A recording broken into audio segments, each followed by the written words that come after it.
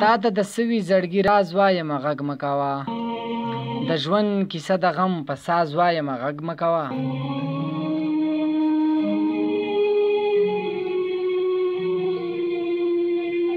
ښه راته پته ده چې څه د حقیقت د مینې،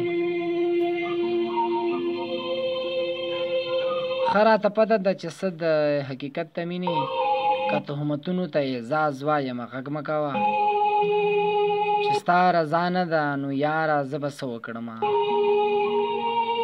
چې ستا رضا نه ده نو یاره زه به څه وکړمه، د ژوند نشیب ته به فراز وایم غږ مه کوه. لا د حالاتو د گردش نه راوتلی نه یم، لا د حالاتو د گردش نه راوتلی نه یم، تل ترانې به ستا د ناز وایم غږ مه کوه. نو بیا اخره کې ډاکټر محمد ایاز غزل صاحب وایي چې ای د غزل د مجبورۍ ناوې خوشحاله اوسي،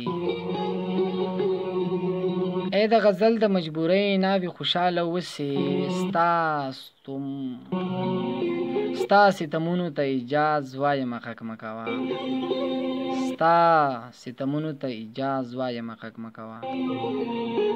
نو بالکل جی السلام علیکم ورحمت الله وبرکاته.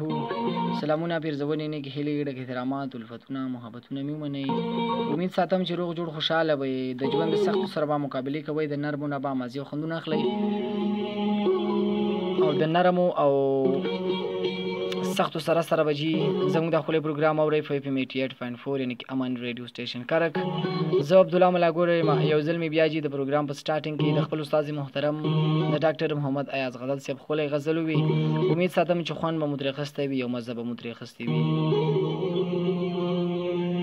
ډاکټر محمد ایاز غزل صاحب دې خوشحاله اوسي، کامیاب دې اوسي او بریالی دې اوسي. نو بالکل جی په دې پروګرام کې موږ چې کله هم سټارټینګ کوو، چې کله هم پروګرام شروعات کوو، نو زه اکثر زیاتره د خپل استاد محترم د ډاکټر محمد ایاز غزل صاحب ښکلي شعرونه راوړم او غزلې راوړم او بیا جی د پروګرام ښکلی جوړوم او د پروګرام برخه یې جوړوم. نو ښکلی پروګرام وړاندې کېږي 11 نیمو نه واخله تر 12 بجو پورې. په دې پروګرام کې د تاسو کال